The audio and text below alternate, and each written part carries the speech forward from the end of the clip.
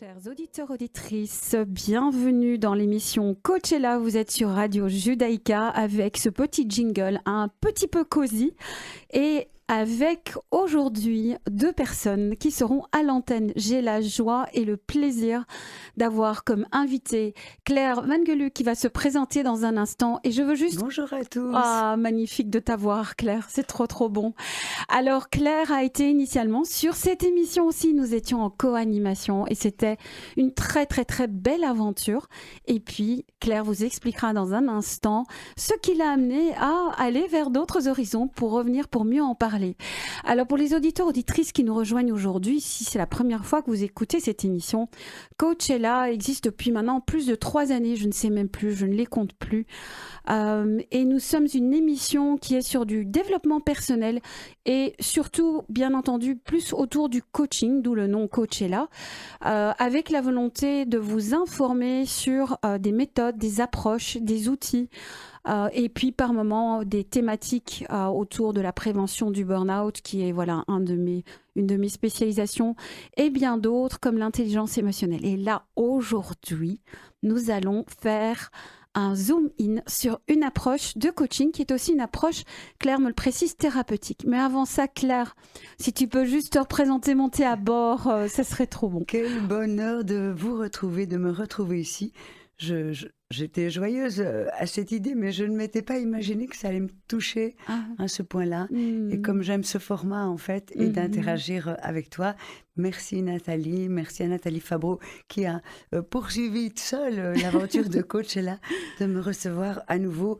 Je suis ravie d'être avec vous toutes, avec vous tous et avec toi, Nathalie, pour parler, oui, de cette approche thérapeutique à laquelle j'ai été formée l'an dernier et qui définitivement à la fois me passionne et m'a nourrie pour... je n'ai pas été apprendre quelque chose de tout à fait différent, mais tout ce que j'ai appris dans ma pratique de coaching, d'accompagnement avec l'acte me permet d'être, je dirais, un coach plus holistique encore. Oui, je vois. Et me permet aussi d'avoir une approche très pragmatique qui vient complètement renforcer l'intégration du modèle Transurfing pour lequel je suis également, je dirais, pour laquelle je suis enseignante. Je ne suis pas enseignante en acte pour pas qu'il y ait de confusion. Donc je suis tout à fait ravie d'être ici pour en parler avec toi. Ah ben, écoute, avec joie, et ce que j'entends, et j'espère que les auditeurs, auditrices l'entendent, c'est qu'en fait, en effet, en tant que coach, quand nous nous spécialisons, quelque part, ça vient non seulement nous amener une approche complémentaire, mais ça nous fait évoluer. Et donc, les personnes qui viennent en coaching ont une personne qui est en chemin, d'une part, et d'autre part, qui partage une approche ou des outils qui ont été essayés, expérimentés, testés, approuvés, voilà. Validés, remodelés. Oui. Il en va de la cohérence voilà. du coach et d'une éthique profonde. Absolument. On ne peut pas imaginer, j'ai envie de dire, s'intéresser à l'aventure humaine sans s'intéresser à sa propre aventure humaine. Nous sommes tous ces coachs et psychologues et tous les gens qui participent du bien-être physique, mental. Nous sommes un micro-laboratoire sur lequel, évidemment, nous testons toutes ces choses, toutes ces pratiques pour les partager ensuite. Alors, sans vouloir aller bien sûr dans des questions indiscrètes, il y a la frontière et l'ouverture et tu gères, tu vois jusqu'où tu veux aller. Ma première question serait, sachant que tu es en train d'amener cette dimension qui est, nous sommes pour être au service des personnes qui viennent en coaching, nous sommes aussi un labo quand nous sommes formés et quand nous vivons une approche que nous souhaitons intégrer. Et quel pourrait être un élément, enfin quand je dis élément, j'essaie d'être neutre en fait, mais un point qui t'a marqué quand tu étais toi-même labo de cet apprentissage. Super. Alors pour moi, ma formation à l'ULB s'est déroulée au printemps dernier. Et déjà, ça m'a fait bouger beaucoup. On était un super groupe et on était 35 personnes, 35 adultes, jeunes et moins jeunes, dans une variété, je dirais, de représentation des différents axes de formation possibles. On avait des gens de l'éducation, de l'accompagnement plutôt de type éducateur, des psychiatres, des médecins généralistes, des psychologues bien évidemment. Et donc on s'est mis au boulot soi-même immédiatement, ce que l'enseignement de l'ULB évidemment nous pousse à faire, c'était bien normal. Donc j'ai déjà vu que beaucoup de choses bougeaient en moi. Je me suis dit, c'est chouette, je suis un peu en supervision quelque part. Je m'offre de nouveau une tranche de travail. Et qu'est-ce que j'étais heureuse sur mon petit vélo les samedis matins d'aller sur le campus. C'était l'expérience comme une étudiante printanière. Oui. C'était merveilleux. Je t'imagine bien. Et ici donc hier soir, en voyant donc dans mon agenda, revoyant qu'on se voyait aujourd'hui, j'ai voulu réécouter simplement voilà, quelque chose à propos de l'acte pour me remettre un petit peu les mots en bouche pour pouvoir en parler avec vous, chères auditrices et chers auditeurs, comme je suis contente d'être là, je le rappelle. Et donc, ça m'a impacté. Donc, tout à l'heure, dans la voiture, je me dis, mais en fait, ça me fait un chouette effet, tout ce que j'ai écouté. Et ça me pousse vers l'action engagée. Ça m'engage vers l'action engagée. Et ça, c'est merveilleux dans la vie.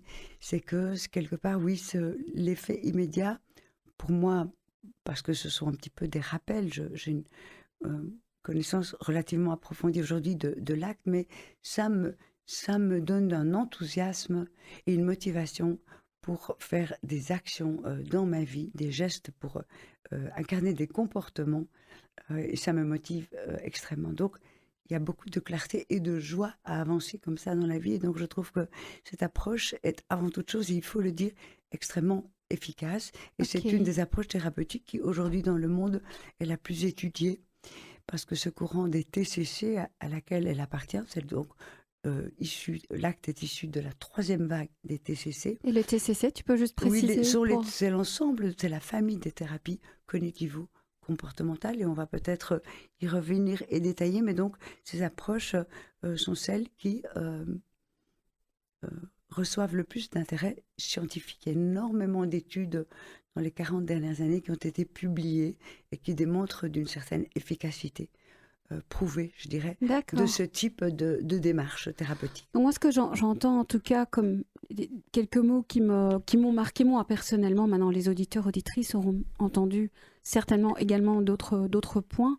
Moi, j'entends que derrière cette approche, ce que toi tu as ressenti, c'est la capacité à pouvoir vraiment te connecter j'entends d'une manière assez impactante, profonde, par rapport à la notion d'engagement. Donc il y a cette notion de motivation et d'engagement qui a l'air de se jouer, en tout cas dans cette approche. Et en même temps, ce que j'entends aussi, c'est qu'on est sur une approche qui j'ai l'impression quand je l'entends, qui pourrait être hybride, enfin qui est peut-être hybride, thérapeutique et une approche de coaching. Est-ce que j'ai bien compris? Complètement. Voilà. Il y a énormément de ponts entre le coaching et la thérapie. Et la thérapie qui se font. C'est complémentaire. Voilà, sachant que on a eu tendance à faire une scission entre les deux de manière assez systématique, notamment dans le cadre de l'éthique, dans le cadre de la clarté. Et de la protection, des professions, tout ça, des professions, tout à fait. Et ici, j'entends qu'il y a vraiment un approfondissement, une recherche soutenue et scientifique autour de cette approche.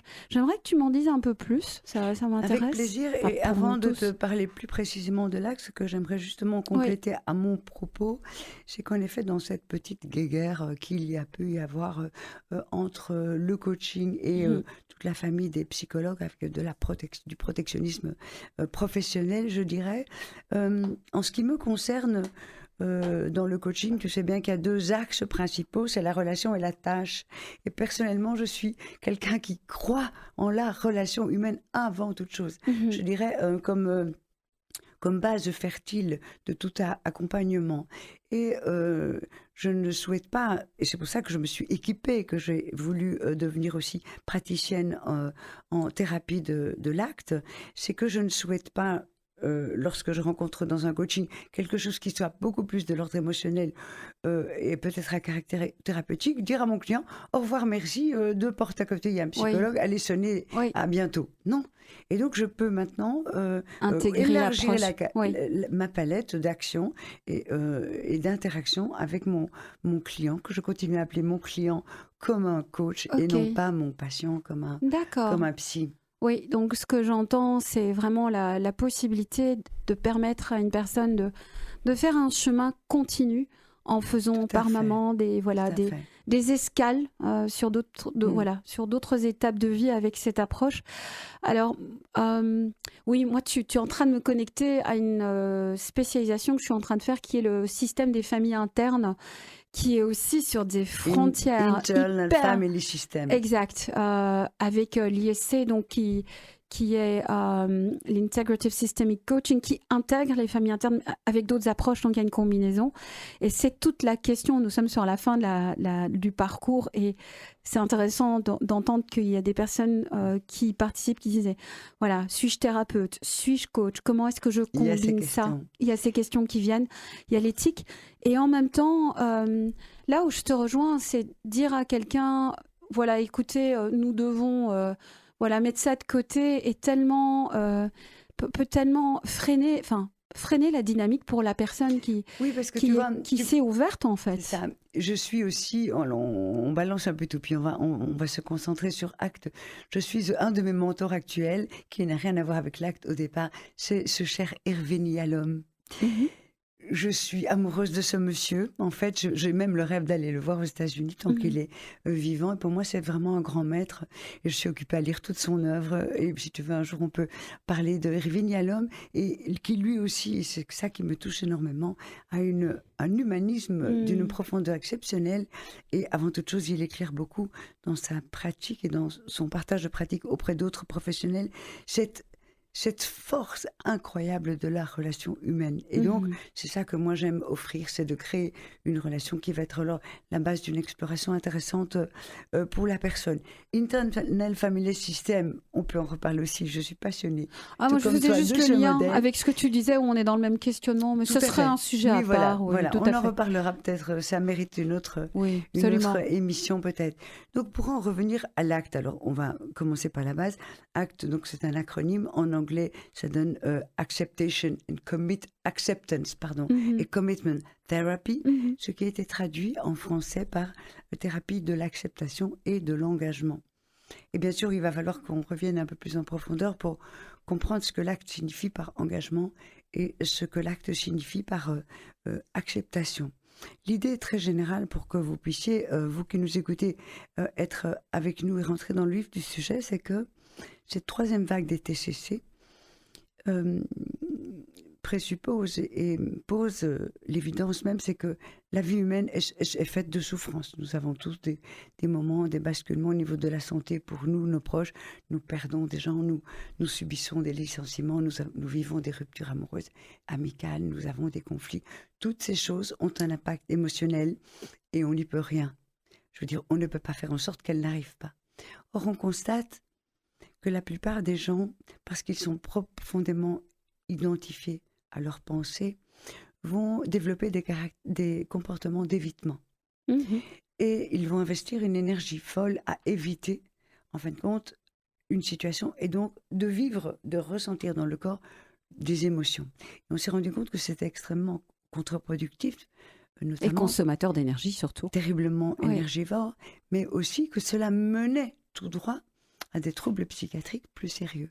Parce qu'en effet, c'est très délétère pour le corps, pour l'esprit, de lutter de la sorte. Et donc, la thérapie de l'acte, contrairement à la première vague qui était axée directement sur les comportements, à la seconde qui était beaucoup plus axée sur les pensées, ici la porte quelque part, c'est les émotions et c'est le corps. Et c'est développer, c'est la finalité de l'acte, ce que l'acte appelle la flexibilité psychologique, de sorte que on arrive à vivre une vie dans laquelle on a suffisamment d'énergie pour s'engager dans des actions qui nous rapprochent de ce qui est important pour nous, malgré les inconforts émotionnels inhérents à la vie, émotionnels ou même physiques inhérents à la vie. Donc si je t'entends bien, ceci contribue aussi donc à renforcer la résilience de l'être humain. Alors, ce mot résilience, c'est un mot qui a été beaucoup parlé, j'ai envie de dire, mais quelque part, oui. L'acte, d'une certaine façon, va nous permettre d'être un humain qui traverse l'existence avec ses embarras, ses tracas, ses douleurs physiques, psychologiques, tout en vivant une vie qui a du sens, de sorte qu'il y a quelque chose comme dès lors, ça va en valoir la peine. Il y a de la peine dans la vie.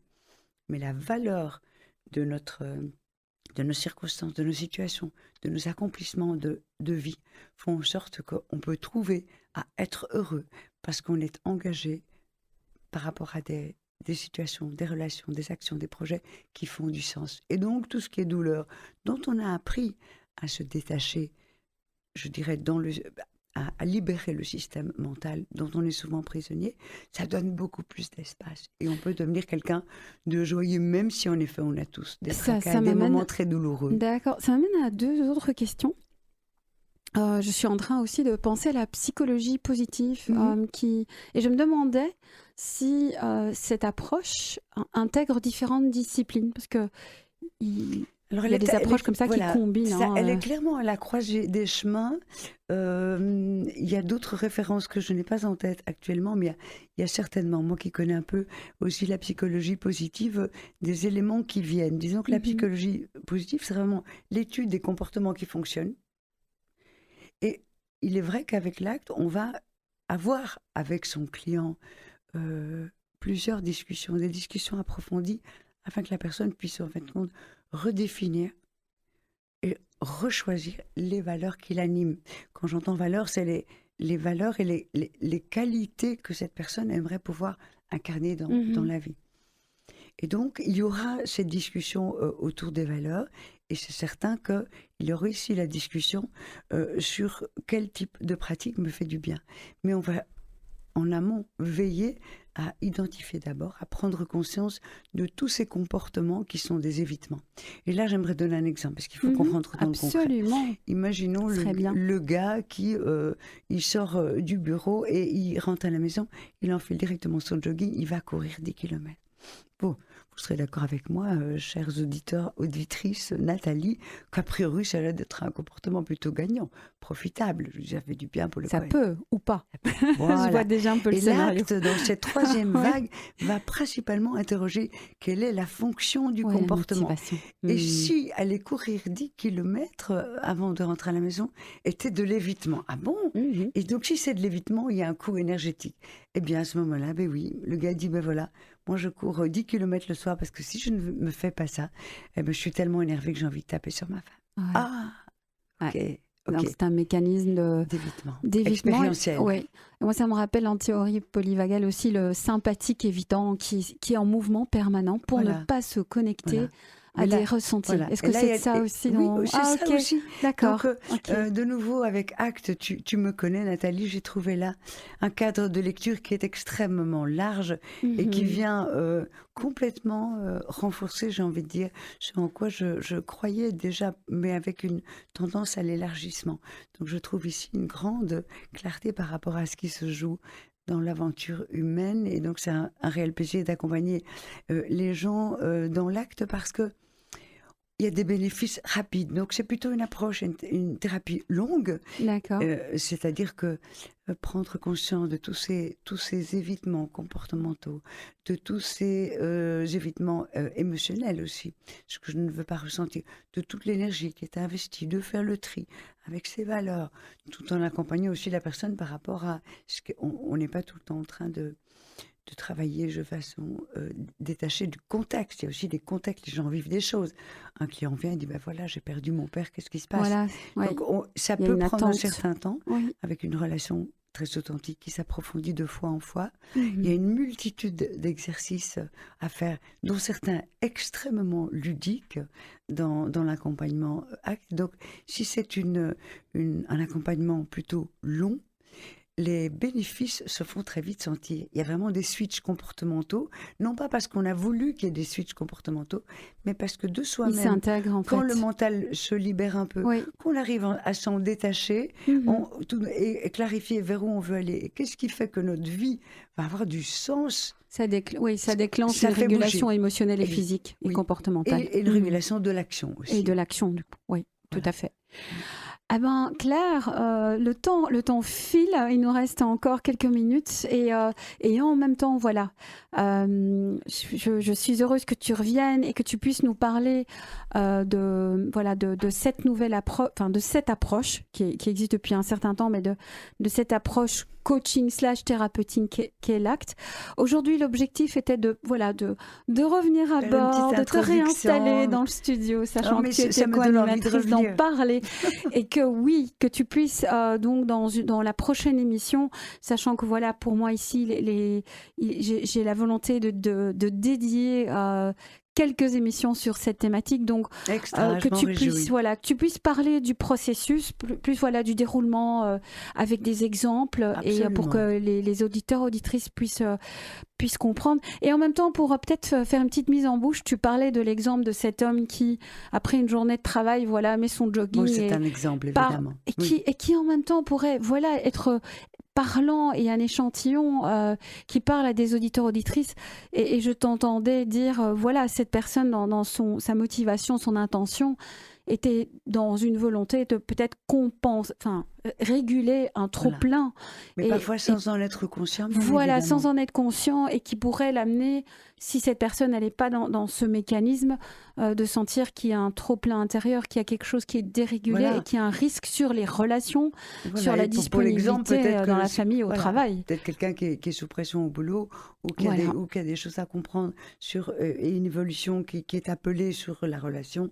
On ne va pas aller plus loin. On pourrait décliner cet exemple. Il y a mille possibilités, mais on en reparlera avec plaisir et j'aimerais quand même peut-être ajouter un petit quelque chose là qui va nous aider à nous situer.